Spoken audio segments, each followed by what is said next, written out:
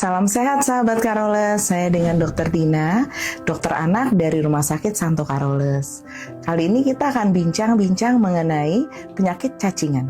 Penyakit cacingan atau kecacingan dengan bahasa medisnya helminthiasis adalah penyakit infeksi yang diakibatkan oleh cacing. Berdasarkan data WHO tahun 2023, angka kejadiannya masih tinggi loh, tersebar dari daerah tropis maupun subtropis. Angkanya mencapai lebih dari 1 miliar orang.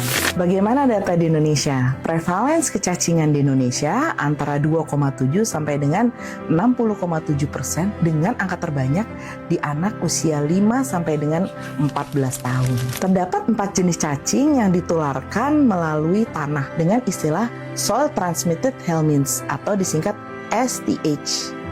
Nah, 4 jenis cacing ini adalah cacing tambang, cacing gelang, cacing kremi, dan cacing cambuk. Cara penularannya adalah melalui telur cacing pada tinja orang yang terinfeksi.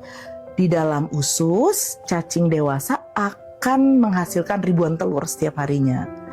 Nah, transmisi ini terjadi pada telur yang ada pada sayur ataupun makanan yang tidak dimasak dengan baik, pada air, sumber air yang terkontaminasi, atau kebiasaan untuk memasukkan tangan ke mulut tanpa mencuci tangan terlebih dahulu. Sebagai tambahan, telur cacing tambang menetas di tanah akan melepaskan larva yang dalam waktu 3 minggu, larva ini akan berkembang menjadi cacing dewasa.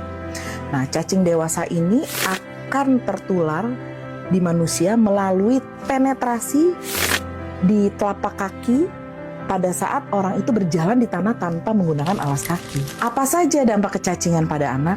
1. Anemia atau kekurangan sel darah merah. 2. Adanya kekurangan gizi, turunnya daya tahan tubuh anak itu sendiri. 4. Gangguan fungsi kognitif, yaitu konsentrasi, perhatian, ataupun penurunan cara memecahkan masalah. Dan yang terakhir adalah gangguan tumbuh kembang. Bagaimana pencegahannya? Tentu saja mencegah lebih baik daripada mengobati. Pastikan kita melakukan pola hidup bersih dan sehat. 5 momen penting untuk mencuci tangan.